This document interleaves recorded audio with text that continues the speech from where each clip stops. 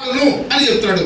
అలాగే అలాగే జీవిస్తున్నటువంటి దేవుడు పంపించినటువంటి యేసుక్రీస్తు జీవము కలవాడు గనుక అదే విధంగా నన్ను తినువాడును, దేవునికి స్తోత్రం, క్రీస్తును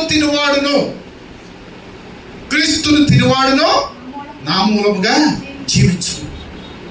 మన తిండి వల్ల కాదు మనం జీవించాల్సింది, బలం వల్ల కాదు మనం జీవించేది. దేవునికి స్తోత్రం. మీరు ఎంత బలపుష్టి కలిగినటువంటి ఆహారం తినండి, బూస్టులు తాగండి, హార్లిక్స్లు తాగండి, పాలు తాగండి, పెరుగు తినండి, ఏదన్నా తినండి, వీళ్ళరా దేవుడు జీవింప చేయకపోతే మనము జీవించలేము.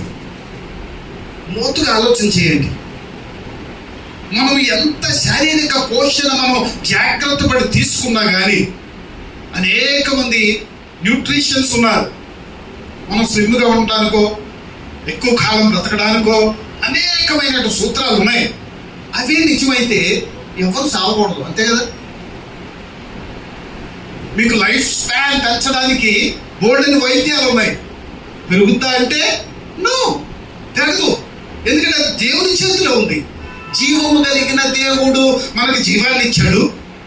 అది ఎంతవరకు మించజాలని వయో పరిమాణము మానవులకు నియమించావు. దేవునికి స్తోత్రం. దేవుడు మనల్ని చేసినప్పుడు మించజాలని వయో పరిమాణాన్ని ఆయన విధించాడు. అది మించి మనం ఒక్క క్షణం కూడా జీవించలేము. మనం ఎంత న్యూట్రిషన్ ఫాలో అయినా కానీ, దేవునికి స్తోత్రం, ఎన్ని మెడిసిన్స్ వాడినా కానీ, ఎంత బూస్ట్ తాగినా కానీ, ప్రియరా దేవుడు నియమించిన ఆ మించజాలని ఆ క్షణం వచ్చే తర్వాత మనం ఇంకా ఈ భూలోకంలో జీవించడం. అంటే మరణం అనేది మనుషుల చేతిలో లేదు అని దాని అర్థం. మనం ఎప్పుడు దేవుని చేతిలో ఉంటుంది. కాబట్టి మనం ఎవరి మూలంగా జీవిస్తున్నాం అంటే దేవుని మూలంగా జీవిస్తున్నాం. దేవుడు జీవింపజేస్తే జీవిస్తామని దీని అర్థం. దేవుడు ఎలా చేస్తే జీవిస్తామని దీని అర్థం. అంటే మరణము జీవము మనకు సంబంధించింది కాదు, మన చేతిలో లేదు. దేవునికి స్తోత్రం. కాబట్టి మరణం గురించి ఒక మాట చెప్తాను. బైబిల్లో 2 మరణాల గురించి రాయబడింది. మొదటి మరణం ఏంటంటే ఈ శారీరక మరణం. ఈ భూలోకంలో ఉన్నటువంటి జీవితం అంతం. దేవునికి స్తోత్రం కలుగుగాక. అంత మాత్రాన మన జీవితం ముగించబట్టలేదు అనేది మీరు చాలా జాగ్రత్తగా గుర్తుంచుకోవాలని పదే అందుకే మీకు చెప్తూ ఉన్నాను.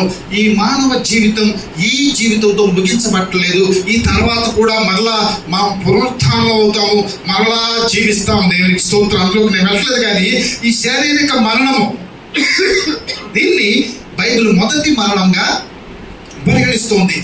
మనం పుట్టిన తర్వాత మొట్టమొదటిగా మరణించేది ఈ శారీరక మరణం.